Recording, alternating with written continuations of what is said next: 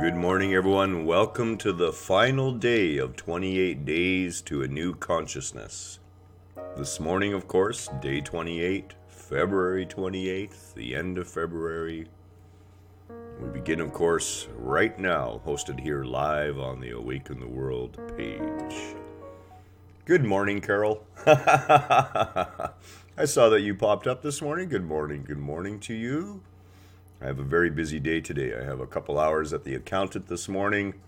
Yeah, Susan, that's right. After today, I get to sleep in. Not true. I have to head to the accountant's this morning and change around his computer systems for him. And then I have a couple hours of work to do today, and then tomorrow morning we have an appointment. But Saturday, I've already thought about this. Saturday morning, I get to sleep in.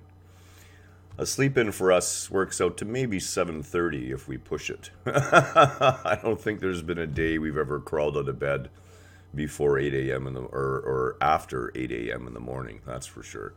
We're usually up pretty early. So, and it is a beautiful morning. Definitely a beautiful morning. Every morning is a beautiful morning. Really, if you wake up, it's a beautiful day. It really is. So here we are at our last day of 28 Days to a New Consciousness. Now, it is my hope, and it has been my commitment this last month, to be here every single day with you, twice a day. I do that because I love every single one of you. I truly do.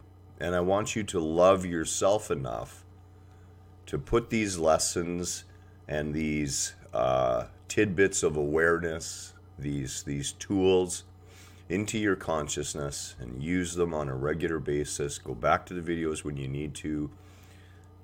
Get a hold of us when you're having trouble and talk to us. And I'll do everything I can to help keep you on that path. Because, when it all boils down to it, it's really about getting by all of that programming. A lifetime of programming. And that programming keeps getting reprogrammed in our society by our media, and we are an egoic culture. We value ego and the trappings of ego more than we value spirituality. And that is a shame, but it is also perfect in the way it is. The seeds of its own destruction and rebirth into something closer and more in harmony with nature are built right in. So what are we going to talk about today? We're going to talk about the two simplest ways to be conscious and present. And of course, one of them is faith. Now, we have to look at faith, okay? Because we're not talking about belief. We may believe in something, but belief is at a mind level. Belief is at the level of thought. What I'm talking about is a deep down knowing within you that there has to be something more, that there is something more. And you may not think you've experienced it, but you have in your life. I guarantee you. The more that we all are, and the more that lies beyond what we see in the physical realm, is always with us. Always guiding us. Sometimes that more is swinging that titanium baseball bat of Shiva, knocking us lovingly flat on the ground. Not to cause more suffering, but to end our perception of suffering. When we talk about faith, we're not talking about anything more than a belief in more. A belief that there's something grander, something larger going on, something more magnificent than our small human minds are capable to grasp. Now, we want to differentiate between faith and dogma and belief, okay? So as I said, faith is a deep knowing within you. And that knowing already exists. It's already there. You've been in touch with it before. Perhaps as a young child. For some of us, it's been that long. I get in touch with that knowing every day. I get in touch with that oneness on a daily basis. And I would invite you to develop that knowing, that faith within you that there is something more, something grander to the adventure. Now, this is not dogma and belief, because as soon as you add anything on top of that, it's like saying I am.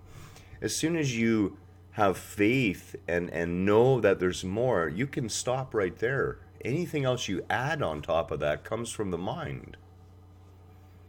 That's where we have things like dogma and belief systems. It doesn't matter to me what you believe. It doesn't matter what dogma you want to subscribe to. All of that's perfectly okay. You are on your path no matter what. What I am asking, though, is that you look closely at your life and you see how that no matter how you judged it, here you are. And as bad as you may think your existence may have been, there are hundreds upon hundreds of millions who suffer in this physical world much more. We, born here in the West, don't really understand pain and suffering. Not at the physical level. Not in the way so many people do in first world countries. We are truly blessed.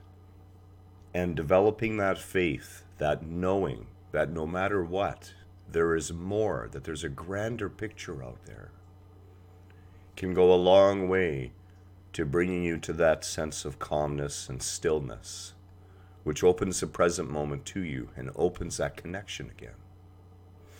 There's another very valuable asset, and that is awe.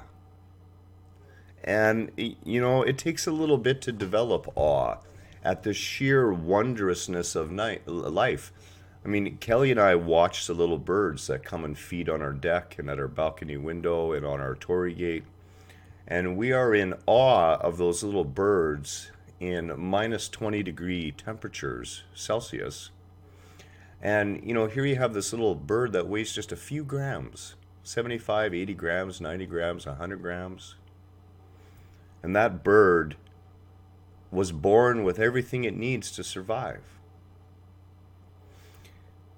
Christ referenced this in Matthew. You know, look at the birds of the field. Look at the grass that's going to go in the oven the next day. None of it toils. It's all been cared for. It's all looked after. We have taken that awe and wondrousness and faith of our journey and buried it under ego to the point where we feel that we are here to struggle through life. Life is truly magnificent. It is a wonderful experience. And when you allow yourself the awe of looking at the stars, of calculating and thinking about the distances, you know, our galaxy alone is 100,000 light years across. One galaxy. We would have to travel at the speed of light for 100,000 years just to reach the other side. And we would only be within one nondescript little galaxy amongst hundreds upon hundreds of millions of them throughout the universe. Really, when we look at things like that, how can we not feel awe? How can we not be aware of the sheer magnificence of this physical plane? The beauty of the creation. I'm not saying it's always easy. I'm not saying that finding awe when you're having the worst day of your life is going to be simple. But it's there. And if you learn to take your focus off that which you would judge as negative and turn your mind and heart towards gratitude, that awe will begin to grow. That awareness of the magnificence of your journey. These are the thoughts I will leave you with this morning, to think about awe and magnificence of life, of your life, and to look closely at your existence and develop or realize the deep faith that is there. Every single one of us has this faith within us. Why? Because we know. At a level beyond ego, we are fully aware of the magnificence and the eternity that we have to experience and to grow and evolve. Much love to you this morning. Looking forward to seeing you this evening for the final evening session of 28 Days to a New Consciousness. I hope this has served you well this last month.